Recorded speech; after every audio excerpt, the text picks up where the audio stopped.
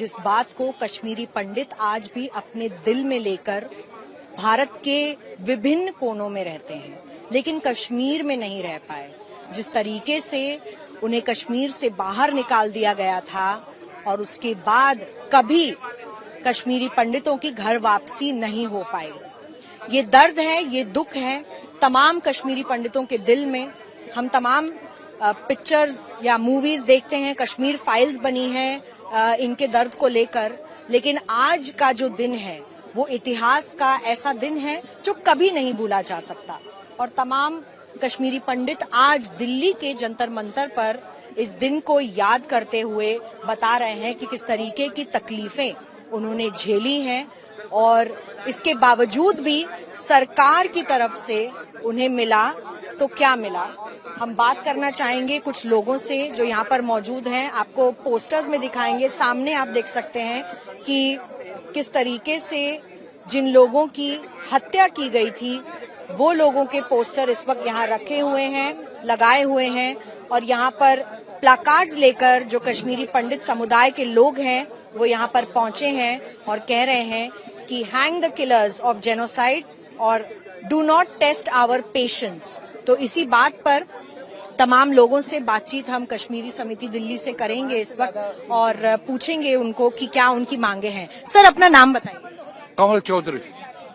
Sir, आज 23 साल हो गए इस बात को, लेकिन आपको सरकार की तरफ से क्या मिल पाया है? जिस तरीके की तकलीफें आप लोगों ने झेली हैं आपके समुदाय में। हमें कुछ नहीं मिल पाया, हमें सरकार की तरफ से कुछ नहीं मिल रहा है। हमारे सरकार की तरफ से नाउम्मीदी है और कुछ नहीं है। कोई भी सरकार, आज की हो या पीछे कांग्रेस की हो, चाहे कोई भी सरकार, हमारे कुछ नहीं मिला। ये बोल रहे हैं कि 370 हट गया और हमें, हाँ 370 हट गया, बहुत अच्छी बात है।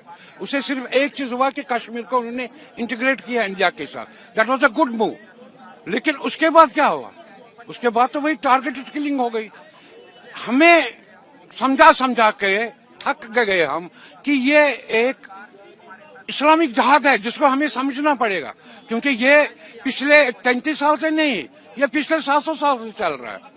पहला जो कश्मीरी पंडितों का पलायन हुआ, जो एक्सोडस हुआ, दैट वाज लेट 1400 और ये 7वां है।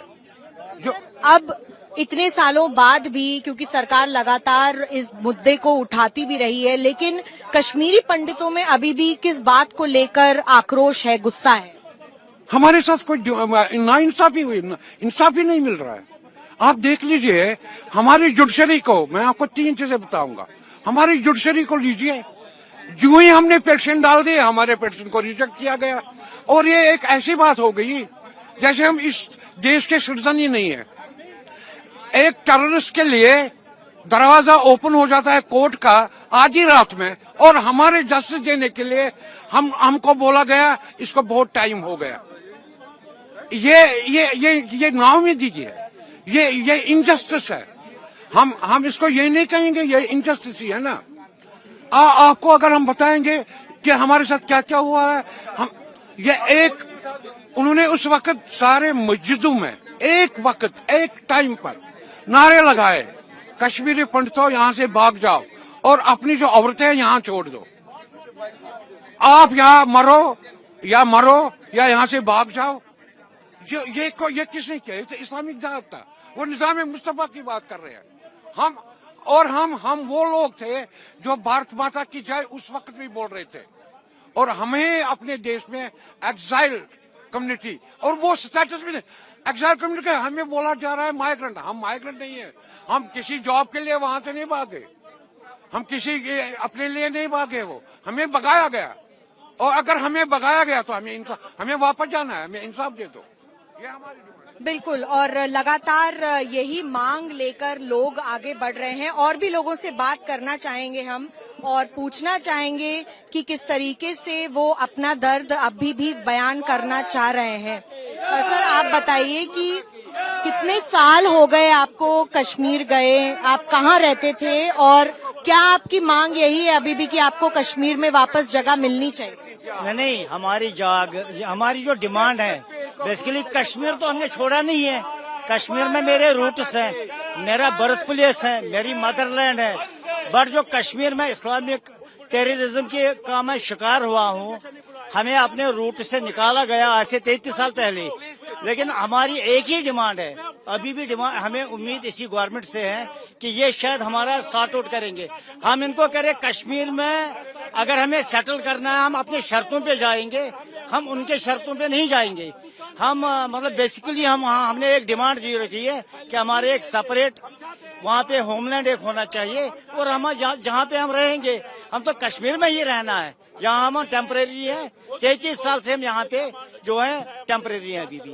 सर एक बात बताइए कि कश्मीरी पंडितों के पलायन के बावजूद भी, सरकार की तमाम कोशिशों के बावजूद भी, आज भी कश्मीरी पंडितों को वापस कश्मीर जाने का जो आश्रय है, जो एक रास्ता है, वो क्यों नहीं मिल पाया है?